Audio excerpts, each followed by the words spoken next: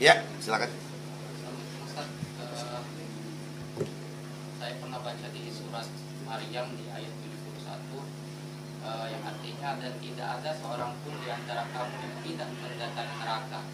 Hal itu bagi Tuhanmu adalah suatu ketentuan yang sudah ditetapkan. Ayat 72-nya, kemudian kami akan menyelamatkan orang-orang yang bertakwa dan membiarkan orang-orang yang zalim di antara neraka, di dalam neraka dalam keadaan berlutut.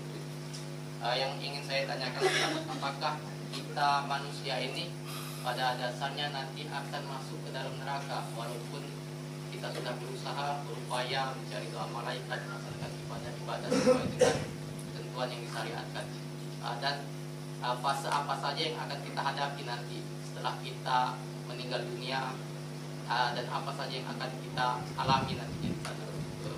Terima kasih. Assalamualaikum warahmatullahi wabarakatuh. Ya.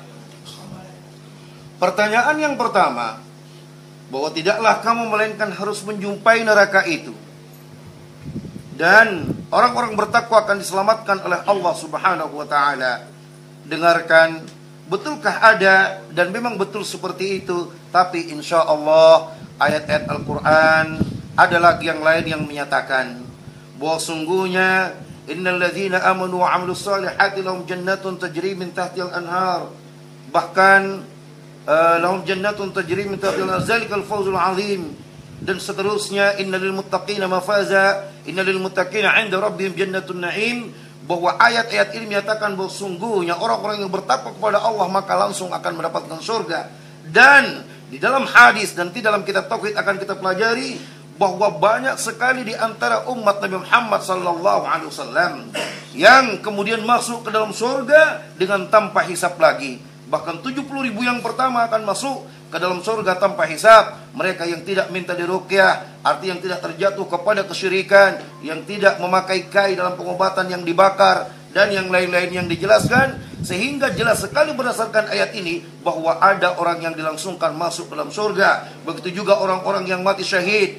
Yang mati syahid, man qatala syahidan fil jannah, bahwa siapa yang mati dalam keadaan syahid maka ia berada di dalam surga. Bahkan sebelum darahnya menetes ke tanah, maka sungguhnya Allah akan ampuni seluruh dosa-dosanya, dan di akhirat dia langsung diperintahkan ke surga dan bisa mengajak 70 orang dari keluarganya untuk masuk surga. Ini menunjukkan bahwa sungguhnya ada orang yang dijelaskan dalam Al-Quran dan Hadis untuk masuk ke dalam surga tanpa hisab.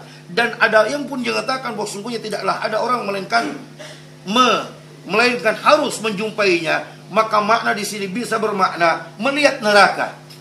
Melihat neraka. Karena dalam hadis dijelaskan sebagaimana hadis yang telah tertulis dalam kitab Bahjatun Nadhir atau Syarah Riyadhus Shalihin bab Al-Khauf, bab dianjurkan agar senantiasa takut kepada Allah Subhanahu wa taala. Maka dijelaskan dalam hadis yang panjang, ketika engkau dikumpulkan di padang mahsyar, maka sungguhnya engkau akan berdiri di hadapan Allah, dan ketika engkau melihat ke kananmu, maka engkau akan lihat seberapa kebajikan yang kau lakukan akan ditunjukkan. Dan jika engkau melihat ke sebelah kirimu, maka akan ditunjukkan seluruh keburukan-keburukan yang jauh lebih banyak, yang jauh sangat lebih banyak engkau lakukan waktu di dunia. Dan jika engkau melihat ke depanmu, maka akan kau lihat neraka yang seakan-akan dia langsung menjilat ke wajahmu.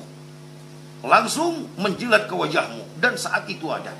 Saat itu ada. Tapi tetap akan ada rahmat Allah yang diberikan kepadamu.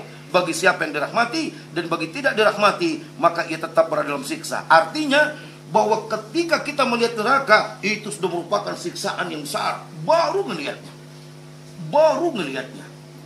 Sudah belum masuk, baru melihatnya, itulah menjadi siksaan yang besar. Sehingga orang-orang yang bertakwa kepada Allah Subhanahu wa taala akan dijaga daripada jilatan api neraka tersebut, sehingga orang-orang ini akan mendapatkan naungan di sisi Allah Subhanahu wa taala. Di antaranya, mohon maaf, kalau kita mampu menjadi seorang Kapolres yang betul-betul adil karena Allah, melakukan tugas betul-betul karena Allah, maka dikatakan imamun adilun, bahwa di antara orang yang diberikan naungan di hari akhirat, yang sama sekali tidak lagi disentuh oleh neraka, langsung ke surga, adalah ketika kita menjadi seorang pemimpin yang betul-betul adil terhadap rakyat, adil dalam melaksanakan tugas, adil terhadap anggota, dan adil terhadap aturan-aturan yang telah ada yang ditetapkan untuk kita.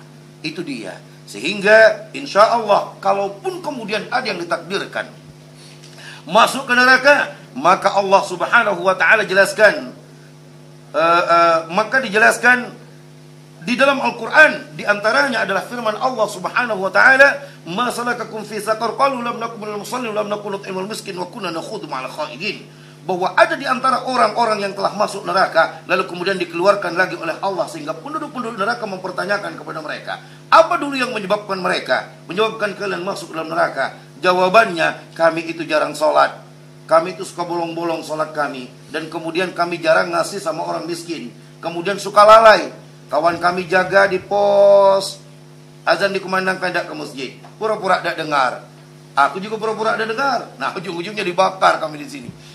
Itu dia. Atau di kantor lagi ngobrol ngakak-ngakak, azan dikumandangkan, satu tidak dengar, padahal azan kedengaran, pura-pura tidak dengar. Lalai semuanya. Entah lalai karena permainan, itulah yang menyebabkan kami masuk ke dalam neraka. Akhirnya apa? Ketika ada ketauhidan di dalam hatinya, memang Allah Subhanahu wa taala hormati ketauhidan ini dengan seberat-berat, dengan sebesar-besar kehormatan. Dakhalal jannatu al-jannah wa dakhalal nar an-nar. Dalam hadis yang diriwayatkan oleh Bukhari dan Muslim, telah masuk surga orang masuk surga, telah masuk neraka orang masuk neraka. Faqala Allah 'alal malaika, maka Allah berfirman kepada malaikat, "Ukhruju, keluarkanlah oleh kalian minan nar, dari neraka, man kana fi qalbi mithqala habatin minal iman." Siapa yang di dalam hatinya ada keimanan, yakni dia Islam dan mengakui atas kebenaran Allah Subhanahu wa taala sebagai Tuhannya dan dia mentauhidkannya, akhirnya dosanya membawa ke neraka, membuat dia diampuni oleh Allah karena ada ketauhidan di dalam dadanya, akhirnya dia dikeluarkan dari neraka, lalu kemudian dia dipandikan ke sebuah sungai yang bernama Nahrul Haya, dicelupkan di situ, akhirnya dia kembali lagi murni seperti biasa dan bagus, lalu kemudian Allah memasukkannya ke dalam surga, dan dinyatakan dalam hadis bahwa sungguhnya mereka tumbuh lagi bersemi bagaikan benih ataupun bibijian yang tumbuh di pinggir sungai setelah air kemudian menyentuhnya. Begitulah dia keadaan yang ada. Kesimpulannya, ada yang memang langsung masuk surga, yang kedua ada yang harus singgah dulu ke neraka baru kemudian masuk dalam surga, dan berikutnya ada yang memang betul-betul kekal di dalam neraka. Wallahu a'lam bishawab.